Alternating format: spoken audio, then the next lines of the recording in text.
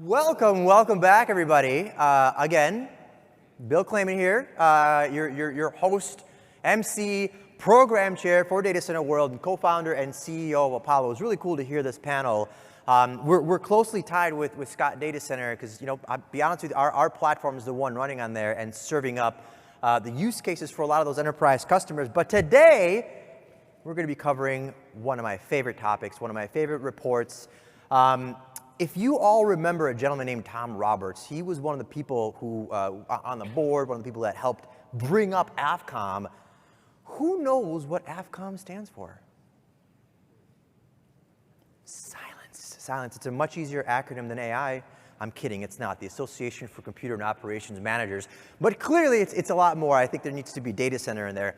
So the AFCOM State of the Data Center report, I wrote the very first one 9 years ago.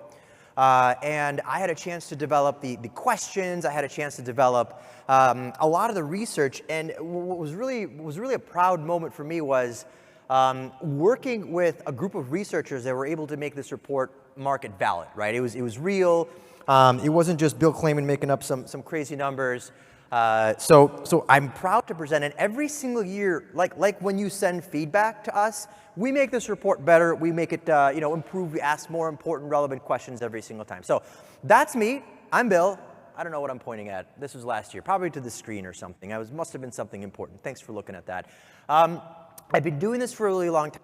I'm very fortunate. You may have heard me talk about this earlier. I graduated, the network engineering and telecom degree, but really my love for this industry and why I love writing about this and my passion started off in my home country. I was born in Kyiv, Ukraine, came to the United States in the early 90s. And back in Ukraine, my brother used to compete in telegraph competition, Morse code, literally, right? And so I was 8 years old, he'd put me on his lap, he'd put these big cans on me, right? And he'd teach me beeps and boops, and I would talk to people across, parts of Europe and Asia, and it was the coolest thing in the world. Now, I know it was Soviet Ukraine, we weren't that backwards, we had a phone on the wall, but, this was how I got a chance to learn about something really neat, a piece of technology that, maybe a little bit analog, but hey, it was a cool way to communicate. And I transferred that love and that passion into the United States where I studied. And literally right after my engineering degree, I was 22 years old and I started working in data closets and network rooms before data centers. The word became really, really cool. And so fast forward to today, we've seen so much change. I have no doubt that all of you are going to be taking pictures of the slides, which is fine. But if you don't have to. You can just message me and I'll get you this report. That's not a problem. Okay, the report itself is long. There's a whole bunch to it. There's a lot of really cool sections, subsections where I dive into specific questions like, hey, what kind of power equipment are you using? Are you using any sort of modular power equipment? Are you putting any on skids, etc.? I only have 50 minutes with you guys. I actually would like to see if maybe there's some questions that I can get to, maybe. So we're going to cover the highlights. These are my favorite topics. And if you attended my AFCOM State of the Data Center webinar, this is already going to be a little different because I expanded some, changed some slides out, so we're going to get started. This market is wild. I've been in this industry for about 2 decades, just north of 2 decades. And I'm going to be honest with you, I think the past 24 months has eclipsed what I've seen in the past 20 years. And it's just extraordinary how fast things are moving. And there's more use cases, there's more acceleration. None of this is slowing down. And you've seen these statistics earlier. There's 2 really good reports that I like to follow. Synergy Research Group, they come out with things pretty regularly, where, how, what kind of hyperscalers are being built, what kind of systems are being brought up. And we're talking about north of 1,000 hyperscalers. Those are the big ones. Those are the big facilities that are out there that are being built right now, and about 3 times as many as there were about 5 to 6 years ago. 451 researchers, that's a part of S&P Global. Another good one, just bookmark it, and if you can, do that research. They track the amount of facilities that are in the world, right? So right now, they're about 10,000, but please understand, that's probably an underestimate, because you're not looking at like some of the edge locations, some of the network closets, some of those other facilities that, a young guy like me would consider a data center, right? It's maybe a rack or 2, but it's still maybe out there at the edge. So none of this is slowing down. And driving so much of this massive growth, this is actually from JLL. Thanks, Sean. This is a graph that I borrowed, showcasing just how much of the world being connected right now. And what's really fascinating is like right here, you see Northern Virginia, a lot of that's expanding out as well. But please understand something very, very important. That's not the only place things are being built. There are secondary, tertiary markets out there. There's new things that are being constructed. Like one of my biggest partners is in Omaha, Nebraska, servicing a really amazing set of customers that already a captive audience within that facility. Folks that can't go to the cloud. And we're going to continue to see this expansion. I was speaking, where's New Zealand? Over there, right over there. That was a really long flight, by the way. It was like 17 and a half hours. But even in New Zealand, we're seeing new fiber being run, new undersea cables being deployed. More of this world is actively being connected, and simply by the fact that all of you are using digital infrastructure every single day, all of you are users of generative AI now. If you used any search engine, you're a user of generative AI. So this chart, can't wait for the new update from JLL, is only continuing to grow. Now this little slide is so critical to understand. Just take a second and look at this. We're going to see us firmly planted into the zettabyte era in terms of how much data we've created. Single transaction sizes are now averaging more than 100 megawatts. When I was growing up, now what's funny is I'm gonna age myself. They call me a geriatric millennial. I don't know why they have to do that. They just call me an older millennial. It's fine. But back in my day, they were like 5 megawatts. I was like, oh, that's a big facility. 10, 15, 20 megawatts. Holy cow, that's giant. 100 megawatts. Anecdotally, conversations about 500 megawatt takedowns all the way into the gigawatt. Mr. Kevin O'Leary is going to be speaking on Thursday, and he's going to be discussing Wonder Valley. Do you know how big that is? 8 gigawatts off-grid, Northwest Alberta. 8 gigawatts. Why not? Why not? Well, nobody gets out of bed if it's under a gigawatt anyway, right? It's a massive facility. It's an AI mega campus, right? But that's the kind of conversation that we're having. And what's fascinating is the amount of investment that's happening into this space. $1.3 trillion over there is how big this industry is going to grow. And this is a quote from me. It is a generational investment opportunity, one of those things that you really need to jump on right now. And again, so many of these markets are going to continue to grow. So let's jump in to the AFCOM State of the Data Center Report. These are some of my favorite findings, some of my favorite information pieces. I think that what you're going to see is probably like the most relevant for both right now and in the near future. So let's jump in. So number one, data center. This was an interesting one. Craig, can I get a handheld? Because this is going to kill me. It's going to keep popping in and out on me. The size of the traditional data center is about 32 megawatts, which, to be perfectly blunt with you, is not small, right? That's a fairly sizable facility. This was one of the first times we've asked this question, but in the past, over the past, when we've gotten anecdotal evidence from the data that we've received, 10 to 15 to 20 was pretty much the average of size of a hall or a facility. Knowing that, again, our respondents are smaller co-location partners as well as very large ones, hyperscalers as well. This is the average. 32 megawatts is not small, but that's the average size facility that our respondents are coming back at and giving us some information. Let's talk about how people are building these facilities really quick. Planned approaches to data center builds. This is a really, really good one. I like this one. I'm going to go to the edge here just because it helps me see the slide a little bit. I promise I'm not going to fall off. Well, you can laugh at least. But hybrid approaches to traditional building as well as prefabricated modules.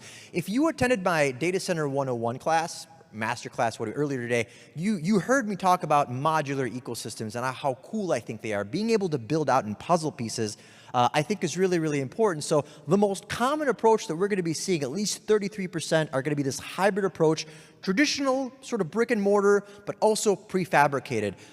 There's this really cool project, Compass Data Centers is a 400 megawatt project out in Red Oaks, Texas. And this 400 megawatt project is split into 10 40 megawatt halls. 40 megawatt halls. 70% of that 40 megawatt hall is prefabbed. That's pretty much a hyperscale campus, right? But so much, same thing was done at my former employer at Switch. We're seeing some really great traditional approaches being broken down by these new modular, much more effective ways to deploy a data center really, really well. Now, I'm going to go back. This is one of those slides. If you go into the report, this is where I dive in a little bit further, like what kind of power systems, what kind of modulars are you deploying, like what kind of cooling, for example, in the modular system are you deploying. So if you're curious to dive in a little bit, it's this section basically in the report. There we go. All right. I was going to save this for last, but I thought it was a little bit of a downer. So I'm going to put this right sandwiched in the middle of a deck so that we can get all excited and happy later on anyway. We don't talk about this enough. Not so much cybersecurity. We do talk about that quite enough. We don't talk about physical security in a facility nearly enough, and I think that we should. These are the top, well, not just top 5, those are on the left, but you can see all of them over there. And just to be blunt with you, for the past 9 years, ransomware has been at the top. No one wants to experience a data exfiltration event. But for the first time, the second one on that list is human threats. Whether it's accidental, whether it's malicious, physical security is a very real threat. Look, we run into these situations where we just don't want to talk about it. But even in the East Coast, we've seen malicious actors try and take out substations, right? Or try and impact some kind of a piece of mechanical, electrical equipment. There's nothing stopping for that malicious actor from finding a critical facility and trying to do something malicious there as well. The Heathrow Airport incident was actually a learning moment for the data center industry, right? So they have this substation yard that was caught fire, but unfortunately their primary main airport generator was right there, right next to the substation. So it unfortunately was taken out as well. And there was no backup generator whatsoever. Now we don't necessarily know entirely what happened. We're still trying to figure that out. But in that situation, that's a real threat. So how are you deploying your generators? Do you have backup power potentially? And how are you addressing those physical threats against these critical infrastructure facilities? The other one that I do still want to focus on is going to be ransomware. Now, on Data Center Knowledge, you're welcome to find this article, The Data Center Ransomware Attack That Literally Cost You Everything. This was a learning situation where a data center provider, a cloud provider, actually lost all their customer data because a management VM became infected with ransomware. It was put on a production system, and all customer files, all customer server, all customer data became encrypted and ultimately inaccessible. So 2 cloud providers, Azero, and I forgot what the second one name was, Cloud Nordic, there we go, were effectively taken down. Now that is a cybersecurity threat, and if you think like, hey, my management software, my DSIM environment, my virtualization systems are all nice and happy, have backups, because gremlins are out there, malicious actors are never short of targets. So physical security is really important, but also making sure that you are a target, we are a target as an industry. So ensuring that you have that good security on the physical side as well as the cybersecurity side is going to be really, really important. There we go. All right, so inside of these facilities, we wanted to also find out, well, what are some of the biggest challenges that you have? What are some of the biggest hurdles that you're trying to overcome? And obviously, some of the biggest ones are going to be rising operational costs. I mean, that makes a lot of sense. It's OpEx and also CapEx, to be honest with you. And then people. Yikes, people shortages, which is why I'm going to take a second and ask you if you've been filling out your feedback on your app, because if you fill out that feedback, we donate to the Northern Virginia College Fund. There's actually a really good fund that gets more young people into this industry and hopefully moves that talent shortage a little bit further down. But basically, scaling up energy is a big challenge as well. The rising cost aspect of it, we don't have time to go into tariffs. We don't have time to go into some of the cross-administration geopolitical elements that are actually contributing to that as well. But that's a part of why we're seeing rising operational costs. Plus, our facilities are getting bigger. Plus, the equipment that we need is getting a lot more expensive. Like, look, we're not buying pizza box servers anymore. Like, a server used to cost $5,000, $6,000, $7,000. You know how much an H100 is? One card? That's like a really nice Toyota Corolla. It's really, and get 8 of them per DGX or per actual node. So we know that the cost of these things is certainly going up as well. This was another big one that we asked. Every year, for the past 3 years, we've been asking the question of supply chains. What's it like? Is it a challenge for you? And every year we get this report back. So about 3/4 have experienced some type of a challenge.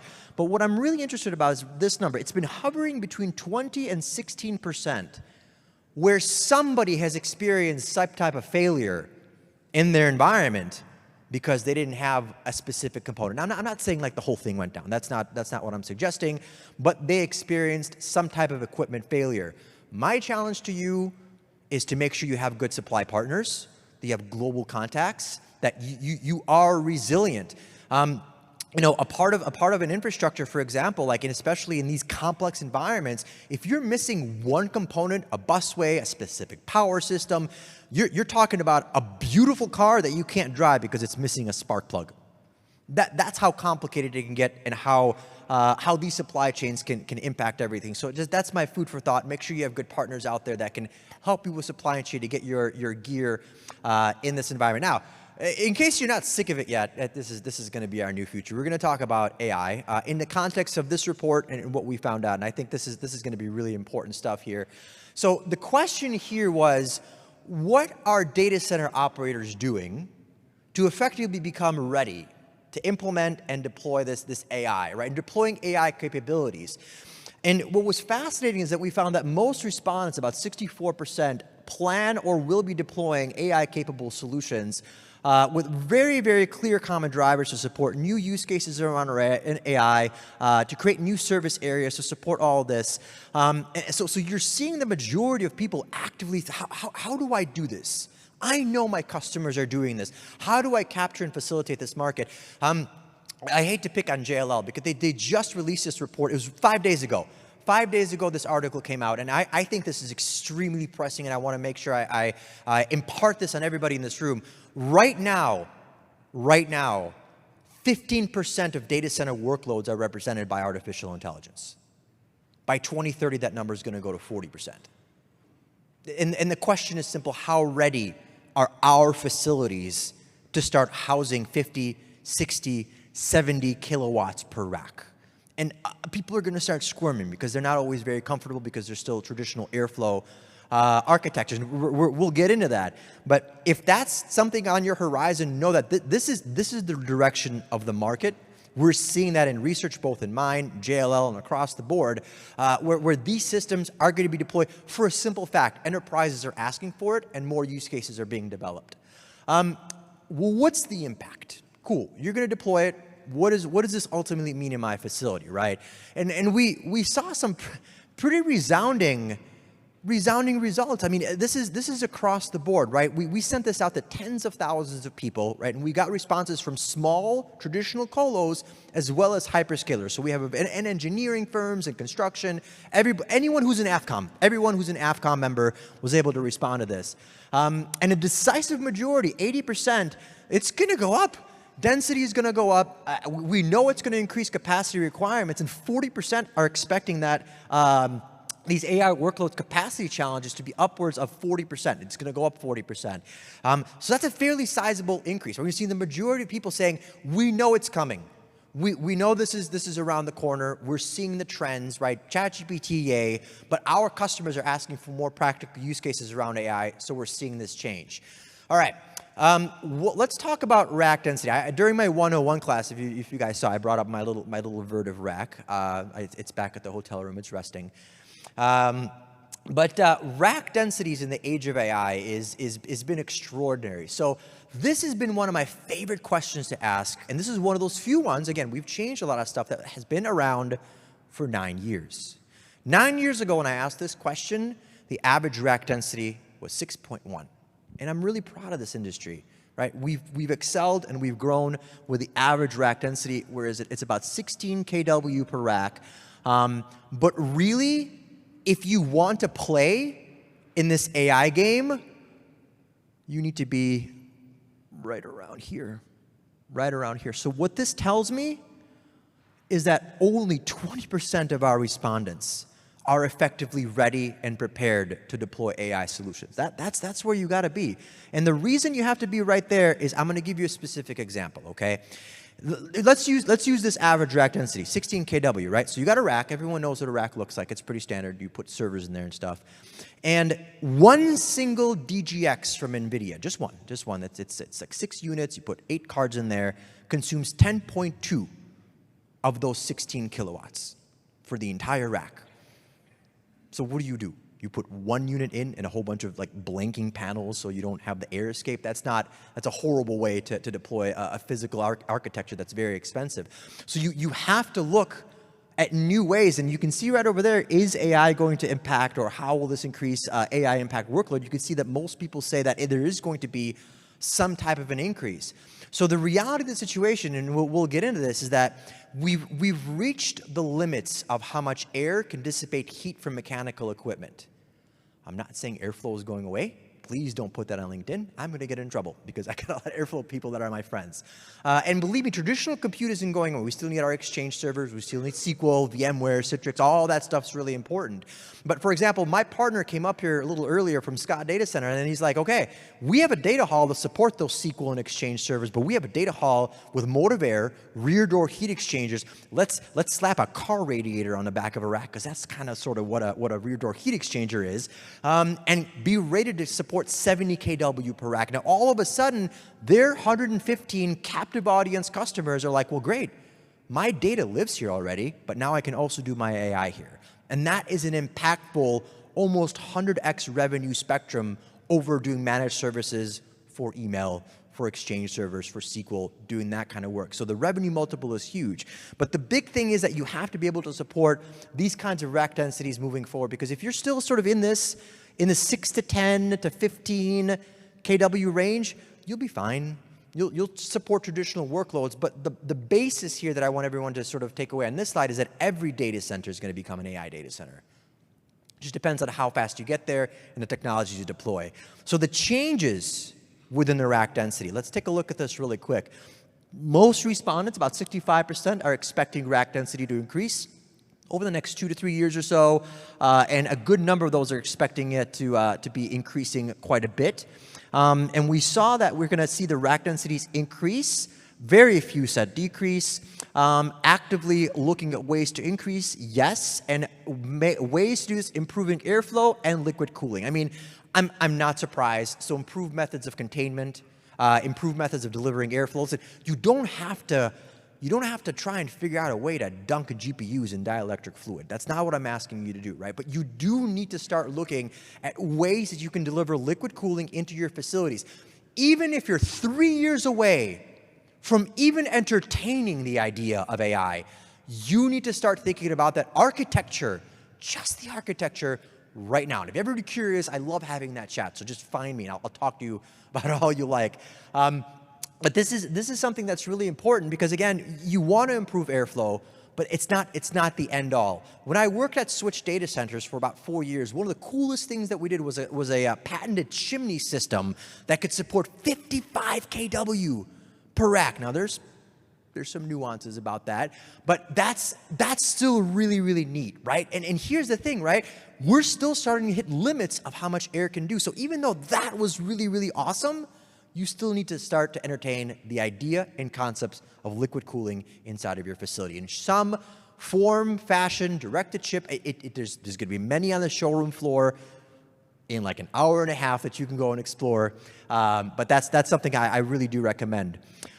So part of this entire research was also to understand the workloads that are running in our facilities, whether they're AI workloads, cloud, what's happening, and are they being moved from the cloud? So I'm going to ask a quick question here from everybody. Do you think cloud repatriation is happening? If you do, raise your hand. That means we are moving workloads from the cloud back to on-prem. Yeah, come on, I believe so. I love these. I love when I ask that question, people are like, I'm just going to listen to Bill. I'm just going to raise my hand like this. That's okay. That's all right. Good job. Thank you for doing that. Effort means everything.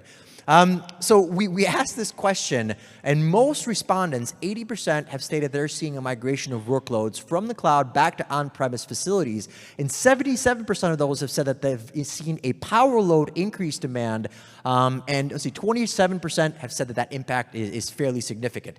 Okay, I want to make sure that we get our messaging right. This is, again, not Bill claiming saying that cloud computing is going away. What I am saying is that for some of the first couple of years right now, for the last 24 months, we have a maturity in our industry. We better understand what this widget needs to do both on-prem and in the cloud. And a lot of times these workloads are now being deployed with repatriation in mind. Just because it started in the public spectrum doesn't mean it needs to necessarily live there for forever. So one of the big things that we wanted to know was what kind of stuff is being moved. It's actually a lot of, for example, virtual desktops, some management software. And if you're curious to find out more, just get the report. I actually dive into some of the workloads that are being moved back to on-prem. But for example, AI, one of the really coolest use cases of technology that's running on my platform in our data centers, banking, financial services, healthcare, research, institutions that can't necessarily put their stuff in the cloud and need that level of on-prem support. So this really does include more of the traditional workloads. Let's actually pause on the AI conversation for a second. This covers more of traditional workloads that are being moved on-prem in a more of a hybrid type of environment. And it's really coming down to one simple factor, it's cost and economics. There's an entire new field of study called FinOps, financial operations, which their sole job is to quantify and qualify the cost of cloud and answer the question, just because I deployed this widget in the cloud now, does it mean it needs to stay there?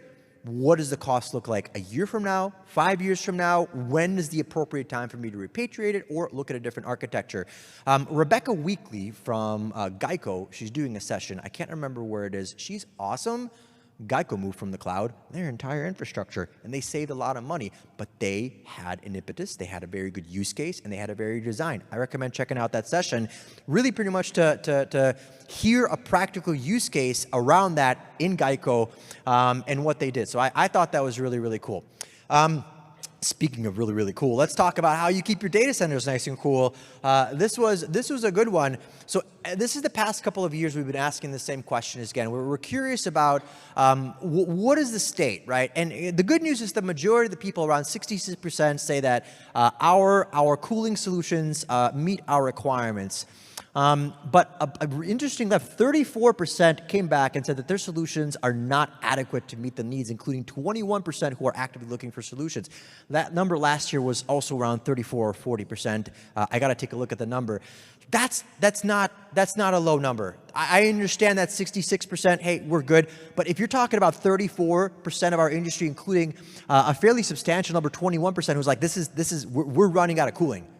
It's not a challenge around power. It's not a challenge around floor space. We need more cooling systems, right? And in some situations, in these cases, it's not just airflow. You can put more air in there, more air systems, but you need liquid cooling now to support these different kinds of higher density workloads as well.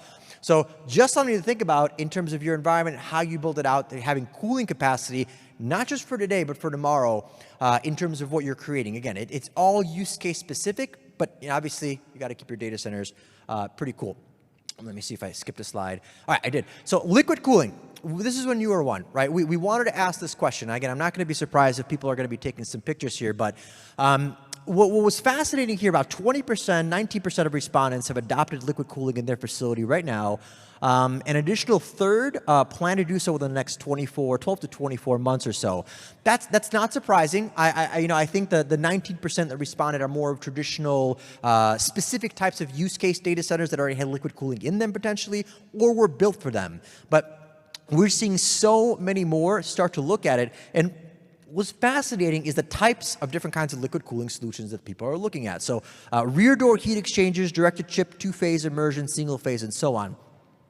I love rear door heat exchangers. I think they're so neat. And it's honestly one of the best ways for a traditional co-location data center to jump into this next era of density, to support HPC, AI, GPU as a service, HPC colo as a service, whatever the case might be.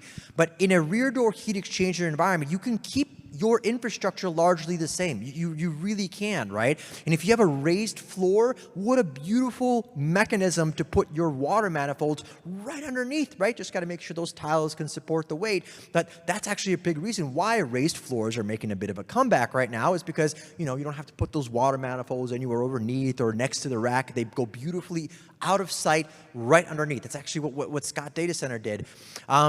And again, the challenges, right, I think the detriments to construction or getting this stuff is complexity, I believe. Cost, obviously, is another one, but you got to be brave. That's why I say, you need two things to be successful in the industry right now, is power and bravery, and a part of it is looking and adopting these kinds of systems. So again, when it comes to things like liquid cooling, It's fine if you're not doing it right now. It's fine if you're not even planning to do it in like 6 months or 12 months. If you leave this room and you at least start thinking about it, great. Gold star. That's a win. That's a win in my book in just actually thinking about the concepts of deploying these systems in your facilities. All right. We're doing well. We're doing well. I think we might actually have time for a question or two, so you're welcome if you're brave. I know it's a big room. Usually what's going to happen is no one's going to ask anything, and I'm going to get down and like 15 people are going to be right there and asking me questions.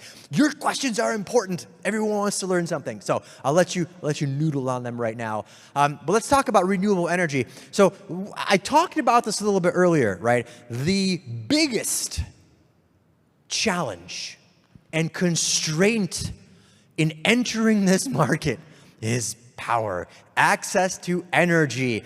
With about 5 gigawatts under construction right now, and another 45 to 50 in demand that's going to be coming up very, very soon, right? I think it's Boston Consulting Group came out and said that by 2030, it's going to be 45. Now, if you've heard of something known as Jevons paradox, right, where as efficiency grows, consumption of that technology grows alongside of it. Well, because of AI and the massive resource utilization, we are breaking Jevons paradox, where for the first time, consumption is going to outpace efficiency gains. Now, if you're looking at this and you're not a power person, you're like, hey, Bill, I'm not sure what these gigawatts all translate to. Let me kind of break it down for you just a little bit. 1 gigawatt is for a city of 1 million people. 10 gigawatts will power Los Angeles or New York City.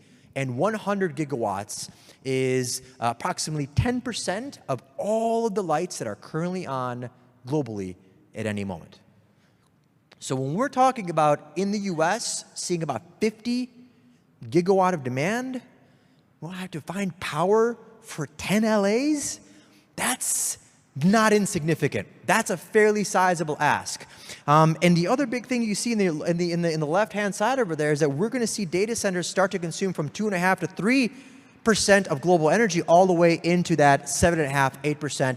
I mean, it's a reason why we're being noticed. It's a reason why the data center industry is having a bit of a moment. Oh, I heard noise back there. I thought it was raining. And so when it comes to power and working with new kinds of system, renewable energy, we're seeing that many folks, 3 and 4, plan to utilize renewable energy, and 27% are doing this already. And one of the questions, I want to make sure this is the next slide before I preface it. One of the next big questions that we were curious about, there's one more, is around doing something behind the meter, off-grid. Again, what we're going to hear from Kevin O'Leary, right? Power generation, on-site power generation. Check this out. 62% of our respondents came back and said, you know what? This behind the grid, off-grid little topic, that sounds not too bad. Now, the utilities commissions might have something to say about that, and then they might get a little bit upset, but we're starting to see things being built in more rural, more remote locations where there is fiber, where there is land, where there's connectivity, great business incentives, but the only thing missing, power, right? And then all of a sudden they're like, hey, you know what? We got some natural gas pipelines here. You can pop a microgrid, or all of a sudden these SMRs are becoming really popular, which we'll talk about those in just a second.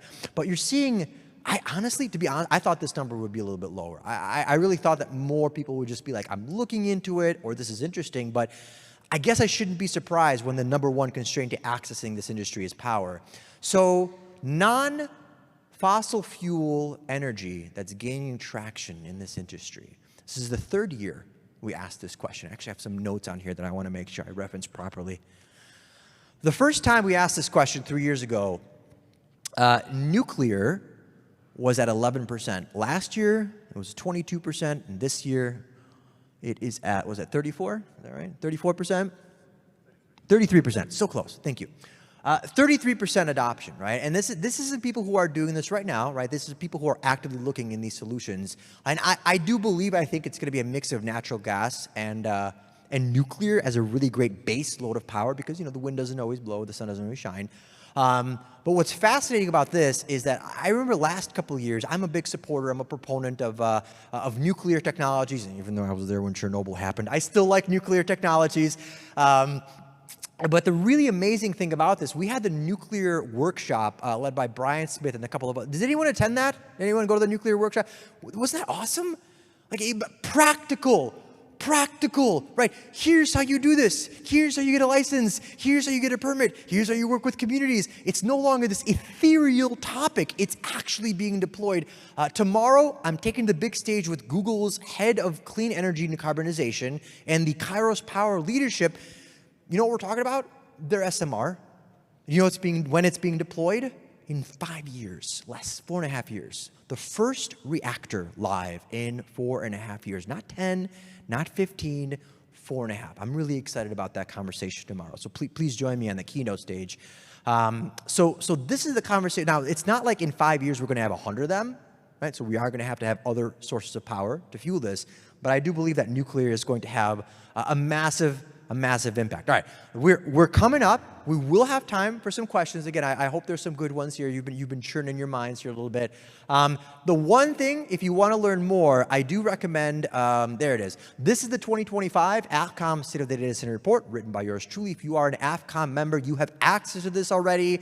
You don't have to send me a note. If you don't want to, you can just go on the AFCOM site. There's a resource page there for all the reports, and you can get this. If you would like to, you can send me a DM. I will be happy to send you either this deck or this entire report. Skip the deck, just read the report. There's a lot more detail in there, and a lot of the graphs are in there as well. But this is something that we've written, and the report isn't just graphs or charts or details. It is my analytical look at the past 9 years, the trends, the correlations. But we do dive into the details of many of those slides, and we actually talk about some specifics in terms of what those report findings were and how they impact a little bit more of a detailed spectrum. So, and the other big thing, I hope my LinkedIn is blowing up with many new connections, many new wonderful people who are curious and want to continue this conversation. Like I said, I do many reports. I've co-authored multiple books. I get a chance to lecture at USC School of Engineering to like civil, mechanical, computer engineers, and my entire goal is to get more young people into this industry. But beyond that, it's, in case you can't tell, I like data centers and I'm passionate. This isn't caffeine. This is just because I like this space. By all means, find me online, ask me questions, ask how we can collaborate if you're working on something really cool. But beyond that, I can't believe it's only Tuesday. We've got 2 more days of a lot of fun. Thank you guys for being here. If there's questions, who has a question? There's one guy, there's one over there. If you think I can hear you, you are awesome. I am not Superman, so I'm going to give you this mic. Go ahead. Thanks. I was just going to ask you, you showed a slide on liquid cooling, and it had a bar chart in the middle, and it had a bunch of percentages. I'm just curious if you could put a finer point on what those percentages are. I was surprised to see that, you know, two-phase direct-to-chip and immersion had such high percentages. I think it was in your section number 4. My clicker has a certain range. I'm so sorry. Let's see. Liquid cooling. There it is. Is it this one or this one? This one. Okay. Yeah. Look, this is you know, you can take this with a grain of salt. I don't think every piece of research is 100% fact, right? But I would certainly agree with the rear door heat exchangers being the most popular. That makes a lot of sense. That's what I'm hearing a lot from my traditional co-location and data center partners.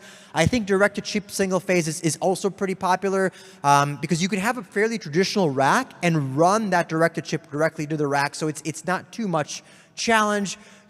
When you start to get into immersion, that's when it gets a little bit different. That requires a re-architecture and should be a little bit more specific use case design. But that's when you start to talk about like 300, 400 kilowatts per pod. And I think a part of this, who went to GTC this year? Anybody go to GTC from NVIDIA? Did you hear what the announcement was? I think Wade talked about the NVL 576. Do you know what that thing is? A 600 kW rack. 600 kilowatts. It's ridiculous. But it's like a $15 million rack. 576 GPUs spread across 1, 2, 3, 4 pods. I mean, I'm not asking you to do that. Please don't deploy 600 kW racks unless you really need to. But that's a part of the future. That was a great question. But yeah, I think some of these deployments, especially those first 2, are very relevant. Anybody else have a question? I'll get back to the last slide real quick. There we go. Anybody else? I'm telling you, you're going to find me. Oh, there's one. All right, I'm going to hop down.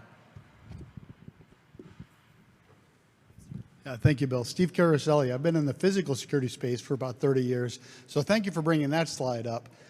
We've been talking to a lot of data centers about that. The slide right after that about workforce. When you tie together physical security threats and people threats with a limited workforce, you get a really interesting shift. What are your thoughts on that? So are you saying like how do we get more people in? It's how do you deal with security threat with a smaller workforce? Obviously, hire people you trust. One of the best ways I've accessed talent is through the military, to be honest with you. A lot of extraordinary veterans, these men and women have been trained in some of the most extraordinary environments, plus they're process and function oriented. That's a great way to deal with security. When I was at Switch Data Centers, a lot of their security human folks were actually from the military, including Compass and many others in the industry as well. You have to have the right people, but with a small workforce, you start to incorporate AI, visual tracking. I don't want to say who did this, but drones that can take off and fly around a facility. For example, is that car supposed to be there, or if not, then landing, doing autonomous man-in-the-middle, human-in-the-loop type of reporting. There's really cool biometric solutions that are coming out there, but it's a great question. I do think physical security is a topic that we need to discuss a little bit more often, but the good news is there are people out there, and there are good technology tools that can, I think make it easier to, especially if you're remote, if you're edge, if you're a rural community facility, how do you manage that? I think technology and certainly AI becomes your ally. I think that's a good question there. Anybody else got a question for me? This is the only way I can see your beautiful faces, otherwise this light is really making me warm up here. Yeah? All right. Thanks for hanging out with me today. I appreciate every single one of you. Have an awesome, awesome rest of your day. There's my energy. Oh my God, you're on the afternoon crowd. Whatever they put in that coffee is awesome.